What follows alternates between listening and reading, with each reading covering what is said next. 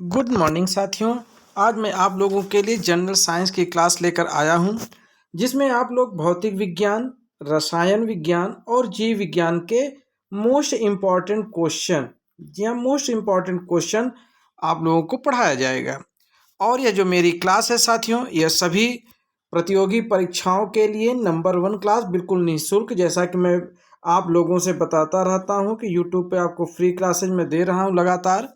ठीक है, बस आपको करना क्या है, चैनल को लाइक, सब्सक्राइब और शेयर करने हैं। ठीक है, और यह कैसे स्टूडेंट देख सकते हैं, तो सभी स्टूडेंट देख सकते हैं, चाहे एसएससी वाले हों, CGL, railway, Agniveer, TET, super TET और सैनिक school, army school, Navodaya school, 9, 10th, 11th, 12th आदि। ठीक है, ये हमारे सभी ऑलराउंडर क्लासेज होते हैं, किसी भी क्लास के बच्चे जो है इसको देख सकते हैं। तो चलिए फिर शुरू करते हैं आज की क्लास को। और आपका ये चैनल का नाम है, यूट्यूब पे सर्च कर सकते हैं, इंग्लिश विथ रुद्रा क्लासेज, और आपके sir by advocate Prabhakar sir.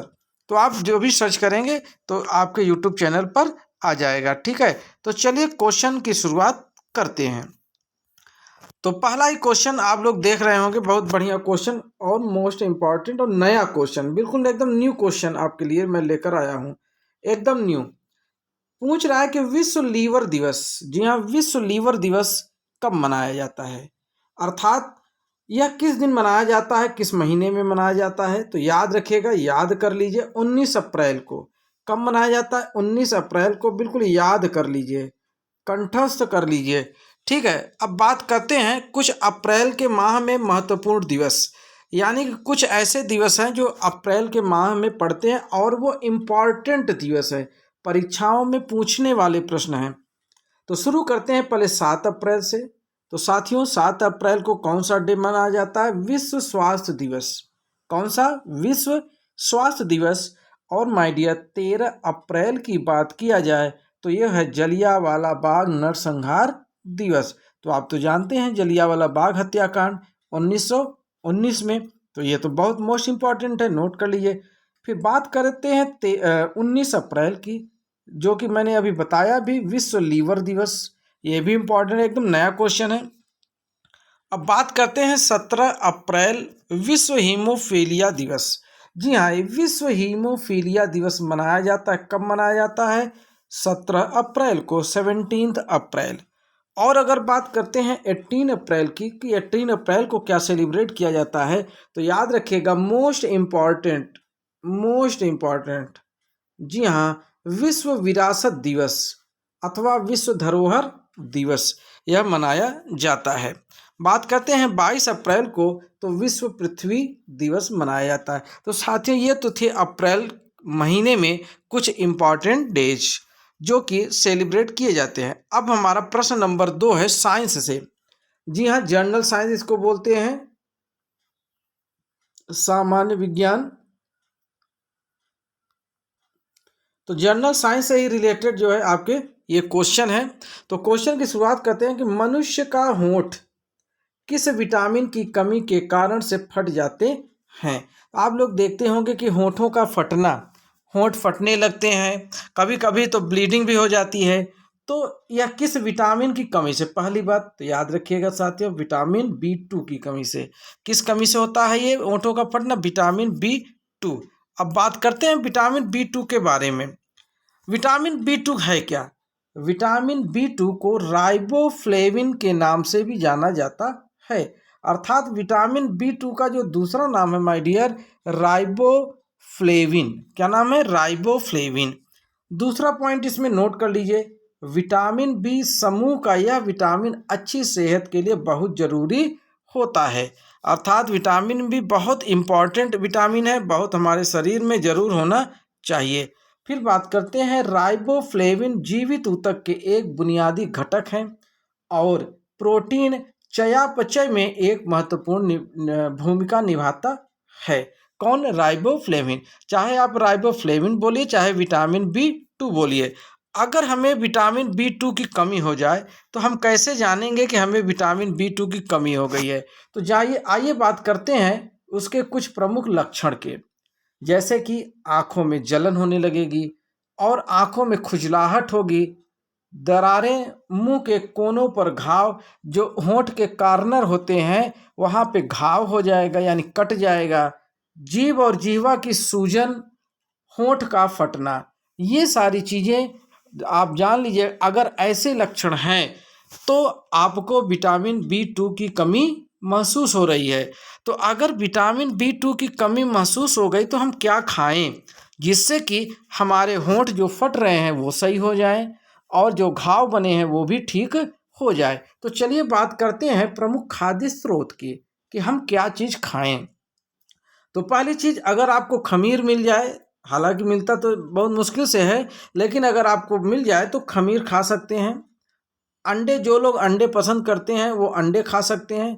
जो लोग अंडे नहीं पसंद करते तो इसको न खाएं। दूसरी चीज़ें हैं जैसे ब्रोकोली, आप देखते होंगे बाजार में ग्रीन कलर का होता है, ब्रोकोली मिल जाता है, गोभी की तरह होता है। और गोभी तो है ही, पालक, हरी फली, मटर और गेहूँ, ये सारी चीज़ें आप अगर खाते हैं तो आपके शरीर में जो विटामिन B2 की मात्रा कम हो गई है तो साथियों वह पूरी हो जाएगी और आपका जो होंठों का फटना है वह एकदम से बंद हो जाएगा। चलिए बात करते हैं अपने नेक्स्ट क्वेश्चन की। हमारा अगला क्वेश्चन है कि आशा भोसले को किस पुरस्कार से सम्मानित किया जाएगा। तो याद रखिएगा, आशा भोसले को लता दीनानाथ मंगेशकर पुरस्कार। कौन सा पुरस्कार? लता दीनानाथ मंगेशकर पुरस्कार। ठीक है, अब बात करते हैं इस पुरस्कार के बारे में कि ये पुरस्कार है क्या। तो पुरस्कार लता दीनानाथ मंगेशकर पुरस्कार 24 अप्रैल 2022 को प्रधानमंत्री नरेंद्र मोदी को पहला लता दीनानाथ मंगेशकर पुरस्कार से सम्मानित किया गया।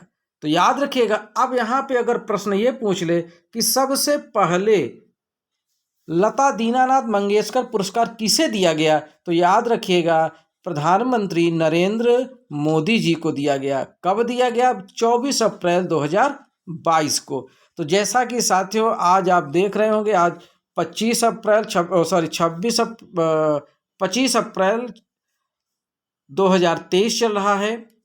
तो इसीलिए आप मान लीजिए 1 वर्ष पीछे, ऐसे आप देख सकते हैं 1 वर्ष पीछे लता दीनानाथ मंगेशकर पुरस्कार से सम्मानित किया गया था। चलिए आगे बात करते हैं। उन्हें मुंबई में आयोजित 80वीं वार्षिक मास्टर दीनानाथ मंगेशकर पुरस्कार समारोह में देश और समाज के लिए उनकी निस्वार्थ सेवा के लिए सम्मानित किया गया, इसलिए यानी मोदी जी को। ठीक है, अब बात करते हैं आशा भोसले जी को। इनका जन्म जो है साथियों 8 सितंबर 1933 को, यानी अपना देश आज़ाद नहीं हुआ था तब हुआ था। और कहाँ हुआ था? महाराष्ट्र में। आशा भोसले हिंदी फिल्मों की मशहूर पार्श्व गायिका हैं, यानी सिंगर है जो पर्दे के पीछे गाती हैं। पार्श्व गायिका का मतलब क्या होता है? पर्दे के पीछे गाना, अर्थात ये गायिका हैं। ठीक है, अगला प्रश्न है, नियंत्रक एवं महालेखा परीक्षक की नियुक्ति कितने अवधि के लिए की जाती है? तो याद रखिएगा यह जो है 6 वर्षों के लिए की जाती है। कितने वर्षों के लिए? 6 वर्षों के लिए। तो बात करते हैं इसके डिटेल में नियंत्रक एवं महालेखा परीक्षक के बारे में। वर्तमान नियंत्रक एवं महालेखा परीक्षक गिरीश चंद्र मुर्मू 8 अगस्त 2020 से इनकी नियुक्ति हो गई है। कौन है? गिरीश चंद्र मुर्मू, जो कि 8 अगस्त 2020 से इनकी नियुक्ति हो गई है। नामांकनकर्ता यानी कि इनके नाम को कौन सजेस्ट किया? तो याद रखिएगा भारत के प्रधानमंत्री। नियुक्तिकर्ता, नियुक्ति कौन करता है? तो भारत के जो राष्ट्रपति होते हैं वही इनकी नियुक्ति करते हैं। और इनकी जो कार्य अवधि है वो कितनी होती है? 6 वर्ष या 65 वर्ष की आयु तक, जो भी पहले आए। ठीक है, ये इनकी अवधि हो गई, अवधि काल हो गया। ठीक है, चलिए बात करते हैं कौन संविधान की संचालन समिति के अध्यक्ष थे, अर्थात संविधान की संचालन समिति के अध्यक्ष कौन थे? तो याद रखिएगा डॉक्टर राजेंद्र प्रसाद।